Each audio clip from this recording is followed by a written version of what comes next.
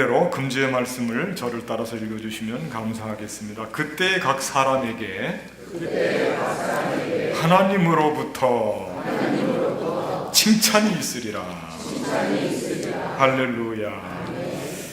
사명 감당에 충실한 사람으로서 둘째가라면 서러워할 사람이 있습니다. 사도 바울입니다. 복음 전파의 사명을 감당하기 위해서 그는 모든 것을 내려놓고 한 우물만 판 사람입니다. 모든 일생을 복음 전파자로서 감당했던 사람. 그는 자신의 사명을 철저히 감당하고 그는 자랑스럽게 자기가 얼마나 노력했는지 성경 곳곳에서 고백을 하고 있습니다. 우리가 잘 알고 있는 대로 디모데후서 4장 7절의 말씀에서도 이렇게 고백합니다. 나는 선한 싸움을 싸우고 나의 달려갈 길을 마치고, 선한 싸움을 싸우고 달려갈 길을 마치고 열심히 했다 이겁니다. 나는 부족했어, 나는 잘 못했어, 그렇게 고백하지 않고요, 당당합니다. 나는 선한 싸움을 싸우고 나의 달려갈 길을 달리고 믿음을 지켰으니, 나는 중간에 포기하지 않았어. 믿음을 지켰으니 이제 후로는 나를 위하여, 요 대목이 중요합니다. 의의 면류관이 예비되었으므로 나 상 받을 것이다. 이 사도 바울은 이렇게 당당합니다, 여러분. 자기 자신을 스스로로 고백할 때 자기의 사명을 놓고 사도 바울은 조금도 어두운 곳이 없습니다. 나는 열심히 했다 이겁니다. 자기 스스로를 평가하는 겁니다. 남에게 평가받는 것을 싫어하고 있습니다. 나 열심히 했다 이겁니다.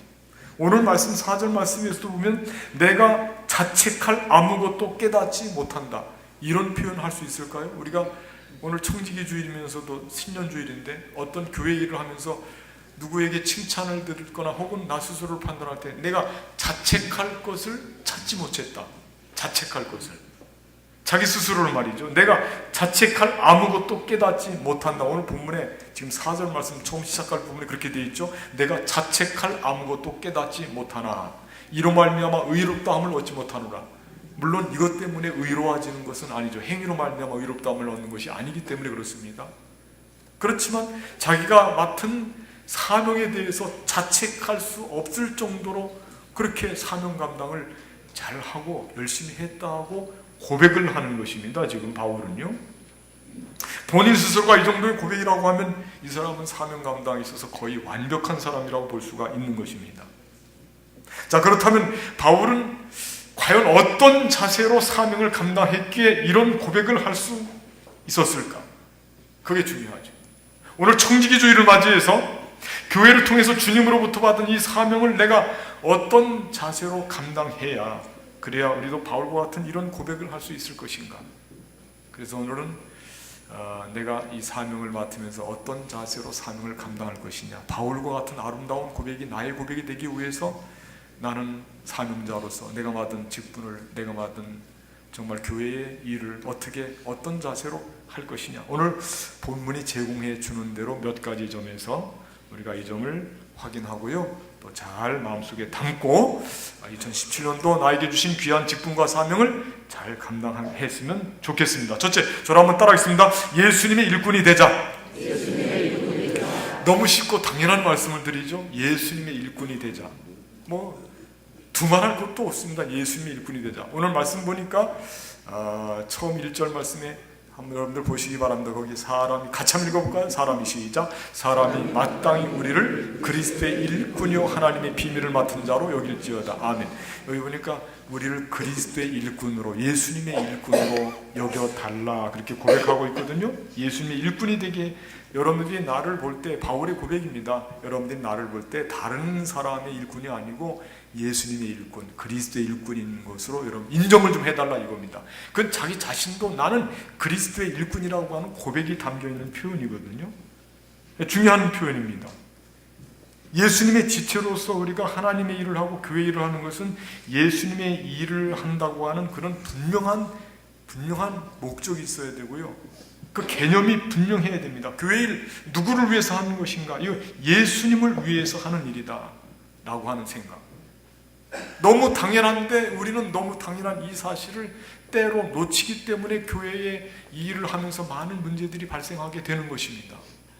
여러분, 교회에서 일이 발생하고 어려움이 있고 갈등이 있는 대부분의 그 갈등의 현장 속에는 일을 안 해서 갈등이 있는 경우는 거의 없어요. 주일날 나와서 예배 잘 드리면 그리고 식사하고 조금 담소하고 그냥 돌아가시는 분들은 교회에서 큰 무리를 일으킨다든지 무슨 뭐 문제야라든지 그런 소리를 들을 리가 없어요. 리가 없어요. 교회에서 어려움을 겪는 인들은 대부분 어디에 있느냐 하면 교회의 중요한 일들을 감당하고 오랫동안 씨름하고 충성을 위해서 열심히 노력하고 그러는 중에 거기에서 갈등과 문제가 생긴다고 하는 거예요. 약간 아이러니컬하죠? 열심을 하려고 하다 보니까 문제가 생기는 거예요. 왜 그럴까요? 거기는 이유가 있습니다. 그건 내가 누구를 위해서 교회 일을 하는지에 대해서 아직도 오해가 있고 정립이 되어 있지 않기 때문에 그런 겁니다. 가령 우리가 교회 일을 할 때 대부분 생각하기를 교회 일은 교회의 대표자는 목사니까 목사님을 위해서, 목회자를 위해서, 목회 돕기 위해서 한다, 그렇게 생각하는 경우들이 있는데 그 생각이 틀린 것은 아니에요. 그런데 그게 앞장 세워지다 보면 어떤 일이 있게 되냐면 목사가 관심을 갖지 않게 된다든지 목사가 무시를 하는 것 같은 느낌이 든다든지 목사하고의 관계에 따라서 자기가 하나님께로부터 받은 사명이 변질이 되는 거예요. 무슨 말씀인지 아시겠죠? 목사랑 친하면 교회도 즐거워요. 목사랑 친하지 않으면 교회도 즐겁지 않고 교회에 맞기도 싫어요. 어떤 분들은 더 나아가서 나는 그 목사 별로 싫어하는데 그러면 교회 출석 자체도 문제가 되는 경우들이 있어요. 그건 틀린 거라는 겁니다. 그건 맞는 태도가 아니라는 거예요. 바른 자세는 아니라는 겁니다. 왜냐하면 우리는 사람을 위해서 일을 하지 않을 뿐만 아니라 사람을 보고 일합니까? 우리가 교회에서 맡은 사명은 사람에게 맡은 사명이 아니라는 거죠. 그건 예수 그리스도의 일을 하는 거고 주님을 위해서 일하는 것이기 때문에 목사도 장로도 모든 교회들도 함께 우리는 동역자일 뿐입니다. 우리 모두가 서로 힘을 합쳐서 도와주는 관계일 뿐이지 누구를 위해서 일을 하는데 그 대상이 우리 중에 어떤 사람이 되어서는 안 된다는 거예요. 중요한 일입니다. 내가 누구를 위해서 일하는가? 교회의 일을. 그건 반드시 오늘 사도 바울의 고백처럼 나는 예수님의 일꾼이다. 나는 그리스도의 일꾼이다. 그런 고백이 있어서 인간관계를 떠나서 말이죠. 친하고 친하지 않은 관계를 떠나서 우리는 교회 일은 예수님의 일을 한다고 하면 반드시 그 생각이 정립이 되어 있어야 우리가 굳건하게 서고 시험 받지 않고 시험 들지 않고 일을 하면서 대부분 시험 들고 실족당해서 교회를 떠나기도 하는 분들의 안타까움은 어딨냐면 교회 일의 근본적인 이 예수님의 일꾼이라고 하는 이 생각이 약간 옅어서 그런 거예요. 그 생각이 잘 없어서 그래요. 일하다가 많이 상처받아요. 저는 제가 연초가 되어서 분명히 말씀을 드립니다만은 교회 일과 관련해서 여러분들 교회 일과 관련해서 상처받을 것 같으면 일을 하지 마십시오. 아직 정립이 안 되는 거예요. 목사를 위한 일도 아니고 장로를 위한 일도 아니에요. 어떤 분이 교회 신앙생활 잘했거든요. 열심히 참 순수하고 충성스러운 일꾼이에요. 그런데 이분이 불가불 사회 친구들이 있으니까 사회 친구들하고 술자리를 어떻게 할 수 없이 같이 하게 됐어요. 술 마시지 않지만. 근데 그 자리에서 친근한 친구 하나가 던져주는 말이 그의 귓전을 때렸습니다. 뭐라고 그랬냐면 야, 너 목사 꼬봉이지? 그냥 친밀하니까 하는 이야기예요. 교회 열심히 하니까 그 사람은 만나기가 힘들다 이거. 왜냐하면 웬만한 시간에는 어디가 있냐면 어디가 있습니까? 교회가 있는 거예요. 교회 일만 열심히. 너는 목사밖에 모르냐? 너 교회밖에, 너는 장로밖에 모르냐? 근데 그 말이 가슴에 팍 박혔어요. 집에 돌아와서 가만히 생각해 보니까 내가 교회 일을 하느라고 친구들도 못 만나고 이 사업도 잘 안 되는 것 같고 내가 소홀한 것 같고 내가 하고 싶은 일도 잘 못하고 내가 언제나 끙끙거리고 교회 일 때문에 내가 어떤 땐 지치기도 하고 스트레스 받는 것 같기도 하고 내가 이게 뭐지? 하고 정말 이상한 생각들이 많이 들었어요. 그래서 나도 교회 일 너무 열심히 하는 거고 내가 지금 이용당하는 거 아닌가? 별 생각이 다 들었어요. 그러더니만 결국은 교회 일을 거부하고 그 다음에 예배 출석만 하겠다. 그 다음에 예배 출석만 하겠다 그러더니 이게 점층법이 있어요. 점층법이. 교회 일 놓기 시작하면 예배 출석 놓기 시작하면 또 그 다음부터는 교회에 한 번씩 두 번씩 빠지는 거예요. 한 달에 정기적으로. 원래 하러 가요. 원래 하러 가요. 원래 하러. 정기적으로 빠져요. 그 다음에 한 번 갖고는 안 돼. 그래서 격주로 빠져요. 지금 뭐 우리는 1년 동안 계속해서 예배 드리는데 한 달에 대표로 하루만 가지 뭐 첫째 주만 나오는 분도 있어요. 우리 교회는 없어요. 우리 교회는 없어요. 여러분, 그렇게 우회가 되더니 결국은 실종을 당하고 자기가 갖고 있던 그 좋은 신앙을 다 놓쳐버리고 만 것입니다. 그 잘못된 생각 때문에. 그가 잊었던 거 한 가지 사실이 있습니다. 그건 뭐냐면 자기가 교회를 열심히 할 때 예수님께서 그를 보면서 얼마나 기뻐했을까, 그 점을 생각하지 못한 거예요. 또 한 가지는 우리가 일상을 지내고 생활을 하면서 세상에 나와서 살면서 말이죠, 돈을 버느라고 그 일에만 자기의 모든 시간을 쓰고 정력을 쓰고 그런 사람들은 실제로는 불행한 사람들입니다. 노예나 마찬가지예요.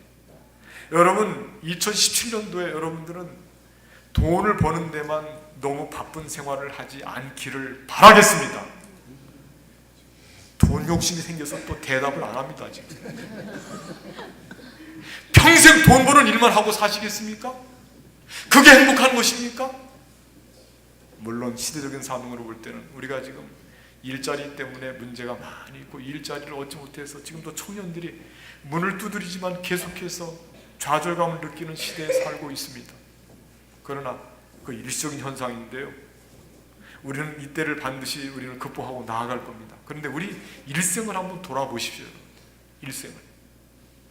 우리 일생을 돌아볼 때 우리는 가장 중요한 일들은 어쩌면 경제적인 활동 외에 다른 봉사활동이라든지 사랑을 나눠주는 일이라든지 교회 봉사라든지 전도라든지 정말 소중한 일들이 많이 있어요.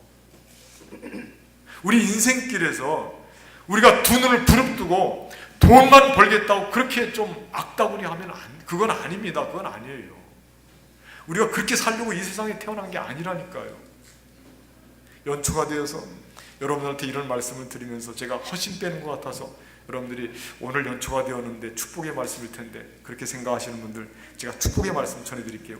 어저께 송무영신 예배 때도 오늘 새벽이죠, 말씀드렸습니다만, 돈을 버는 일은 돈이 우리에게 따라오도록 여러분들이 그렇게 나를 처신을 잘 해야 되는 거예요. 돈이 나를 따라오도록. 그러려면 하나님이 기뻐하시는 일에 매진하면 나머지 것은 하나님께서 은혜로 베풀어 주시는 복과 은혜가 되어서 그게 우리 삶을 지탱해 줘야, 그래야 삶이 아름답고 행복한 줄로 믿습니다. 거기 너무 지나치게 마음을 빼앗겨서 사람이 아무리 그쪽에 대해서 관심을 갖고 경영을 하고 노력을 하고 수고를 해도 결국 끄트머리 쥐고 있는 분은 하나님이시거든요. 그러니까 하나님이 기뻐하시는 일을 해야 되고, 오늘 말씀에서도 우리가 일을 할 때 예수님의 일이다, 바울이 고백한 대로 나를 그리스도의 일꾼으로 좀 알아달라 그랬는데, 우리가 교회 일도 마찬가지고요, 세상의 일도 마찬가지입니다. 우리는 그리스도의 일꾼을, 예수님의 일꾼으로서 내가 살아간다, 그런 확실한 자기 사명에 대한 생각이 있으면 실족당하지 않고 능력 있게 행할 수 있고 감사함으로 행할 수 있고 자부심을 가지고요, 그 일이 부담이 아니고 기쁨이 되는 거예요. 그걸 분명히 해야 됩니다. 예수님의 일꾼이 되어야 된다는 거예요. 예수님의 일꾼이 되어야 된다. 사람 관계 때문에 일이 잘못되어서는 안 돼요. 싫든지 나쁘든지 관계가 좋든지 소원하든지 사람들에게 오해를 받든지 나는 예수님의 일꾼이다, 나는 그리스도 예수님의 일꾼이다, 이 마음을, 이 생각을 마음속에 담아야 되는 것입니다. 두 번째, 저를 따라하겠습니다. 충성스러운 일꾼이 되자. 2절 말씀이 짧거든요. 같이 한번 읽어보겠습니다. 그리고 시작. 그리고 맡은 자들에게 구할 것은 충성이니라. 아멘. 오늘 말씀 보니까 참 귀한 말씀이죠. 충성스러운 일꾼이 되자. 예수님의 일꾼이 되고요, 그 다음에 자세에 있어서 중요한 것은 충성스러운 일꾼. 이 충성스러운 일꾼은 쇼를 하는 사람이 아니에요. 보여주기 위해서, 겉으로 말이죠. 동기가 예수님의 일꾼이기 때문에 정말 이 충성이라고 하는 말 자체, 이 말의 기원은 어디 있냐면 이건 맡겨놓고 믿을 만하다, 그런 뜻이 있어요. 맡겨놓고 믿을 만하다, 믿는다는 뜻이에요. 충성이라는 말이. 믿음에 대한 이야기를 할 때도 같은 단어를 쓰고 있어요. 믿음, 맡겨놓고 믿을 수가 있다, 그겁니다. 이 말이 나오게 된 데는 여러분들, 노예들이 배 밑에 들어가서 그들은 일생 동안 하는 일이 뭐냐면 노를 젓는 일이에요. 노를 져요. 언제까지 하느냐? 노를 젓다가 손에 힘이 딸리고 이제 노를 그만 놓게 되면 그 사람은 죽어요. 죽을 때까지 하는 거예요. 변덕스럽지 않고. 그 일을 죽을 때까지, 죽음을 놓고까지 일을 하는 그 사람의 모습이 충성이라고 하는 겁니다. 충성.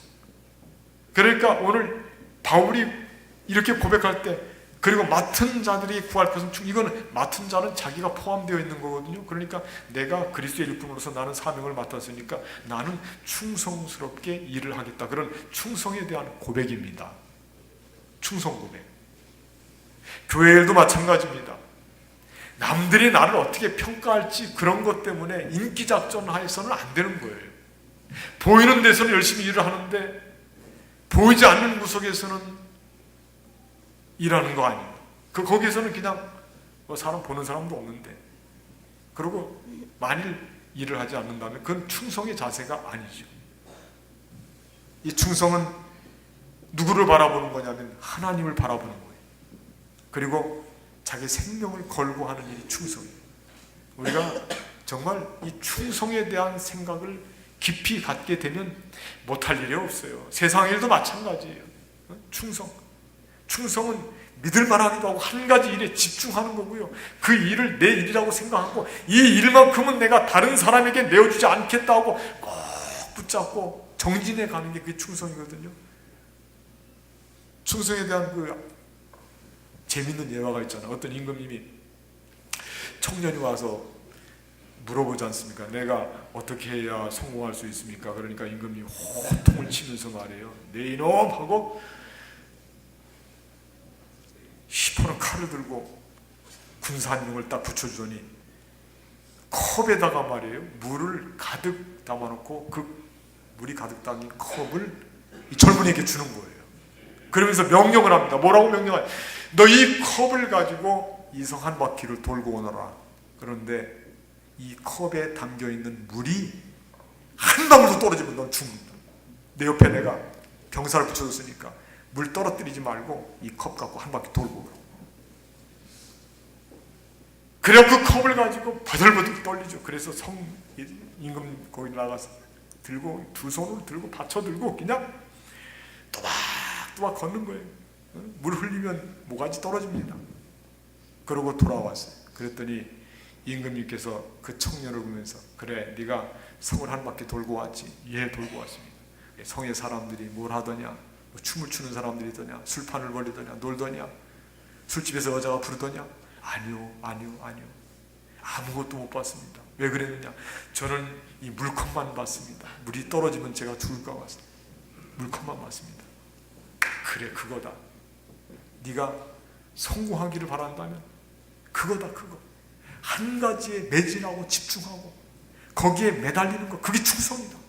그 충성하는 마음이 있으면 너에게 맡긴 모든 일이 형통하다. 충성하는 마음으로 살아라. 그때서야 그 임금의 그 큰 교훈을 깨닫고 그 사람이 나가서 생활에 성공했겠어요? 못했겠어요? 성공했죠. 그렇게 충성하는데 성공을 안 하겠습니까? 우리가 주님께로부터 일을 맡았으니 우리는 마땅히 충성해야죠. 1달란트, 2달란트, 5달란트 받은 사람 중에 2달란트와 5달란트 받은 사람은 가서 열심히 일을 하고 충성을 했습니다. 그때 예수님께서 칭찬해 주시기를 잘했다, 충성스러운 일꾼아. 네가 작은 일에 충성했으니 앞으로 너에게 더 큰 일을 맡길 것이다 하고 칭찬을 받았죠. 멸관을 받았습니다. 여러분, 우리에게 맡긴 귀한 사명, 우리가 이 사명을 마음속에 담고 가슴에 안고요, 여러분들이 변덕스럽게 이 사명을 내가 좋을 때는 하고 내가 나쁠 때는 못하고 내 사정 따라서 하고 그렇게 하지 말고 변함없는 마음의 자세를 가지고 충성스러운 일꾼이 되기를 바라겠습니다. 세 번째 저를 따라했습니다. 칭찬받는 일꾼이 되자.